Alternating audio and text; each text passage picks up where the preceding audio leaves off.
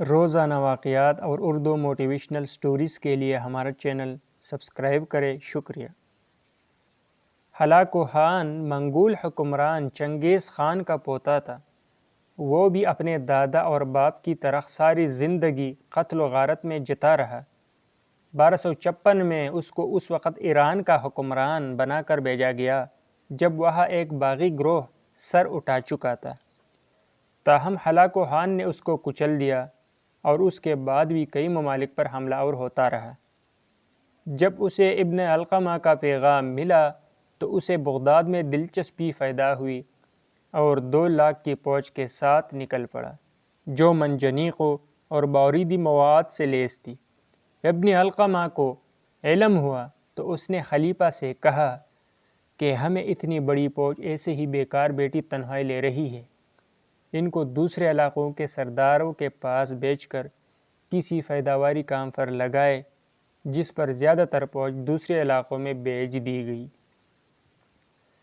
Hulagu Khan لشکر سمیت 29 جنوری 1258 کو بغداد پہنچا، دریائے دجلہ کے کنارے پڑاؤ ڈالا اور خلیفہ کو خط لکھا: لوہے کے سوئے کو گونسا مت مارو، سورج کو بجھی ہوئی شمع سمجھنے کی غلطی مت کرو، دروازے کھولو، خندقیں بھر دو، حکومت چھوڑ کر ہمارے پاس آ جاؤ۔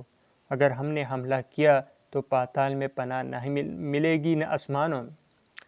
چونکہ اس وقت تک خلیفہ کی امید تھی کہ مراکش اور دوسرے ممالک اس کے مدد کر آئیں گے، اس لیے ہلاکو کو جوابی خط لکھا: چند روز کی خوش قسمتی سے تم نے خود کو کائنات کا مالک سمجھنا شروع کر دیا ہے۔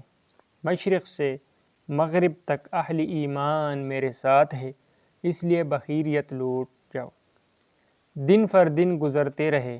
اس دوران دریائے فرات کے کنارے آبادی کو ہلاکو خان کے سپاہی نشانہ بناتے رہے، جس پر خلیفہ نے فوج کو مقابلے کے لیے بھیجی جو تاتاریوں کے لشکر کے سامنے نہ ٹک سکی، اور چند دن کے اندر زیادہ تر فوجی مارے گئے۔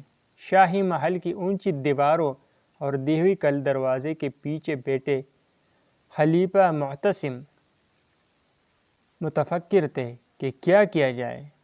ایسے میں ابن علقمہ نے مشورہ دیا کہ اگر وہ ہلاکو خان کا استقبال کرنے چلے جائے جیسا کہ اس نے خط میں لکھا ہے تو شاید بات بن جائے، کیونکہ اسے مال و دولت سے غرض ہے جو خلیفہ کے پاس بے تحاشا ہے، وہ لے کر چلا جائے گا۔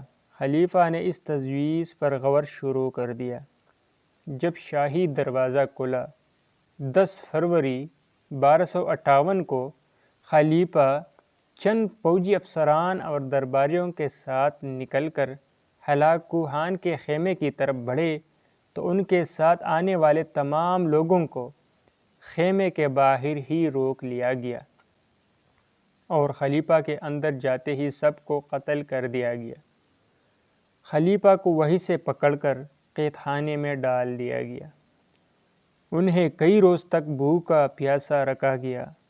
جب وہ بھوک سے نڈال ہو گئے تو نکال کر ہلاکو خان کے سامنے پیش کیا گیا۔ خلیفہ و ہلاکو کے تاریخی مکالمے جب کئی روز سے بھوکے عباسی خلیفہ نے پیش کیے جانے والے خوان کا ڈھکن اٹھایا تو اس میں ہیرے جواہرات تھے۔ ہلاکو نے کہا کھاؤ۔ خلیفہ بولے میں یہ کیسے کھا سکتا ہوں؟ جس پر ہلاکو بولا تو پھر یہ چیزیں جمع کیوں کیے؟ اگر تم اس وقت دولت سے جنگ کا سامان خریدتے، سپاہی بھرتی کرتے تو شاید آج میں دریا عبور نہ کر پاتا۔ جس پر عباسی خلیفہ نے افسردہ برتے ہوئے کہا خدا کی یہی مرضی تھی۔ ہلاکو خان نے جواب دیا اب میں جو تمہارے ساتھ کرنے جا رہا ہوں وہ بھی خدا کی مرضی ہے۔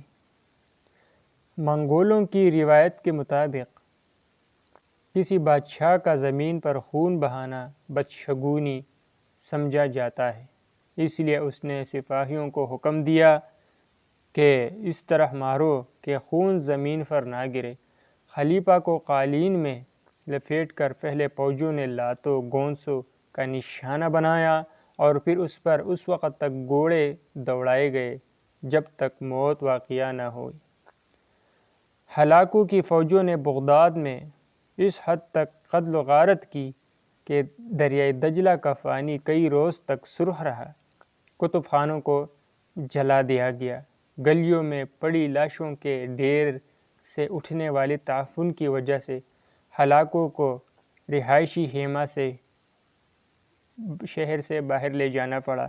ایک اندازے کے مطابق 5 سے 10 لاکھ افراد کو قتل کر دیا گیا۔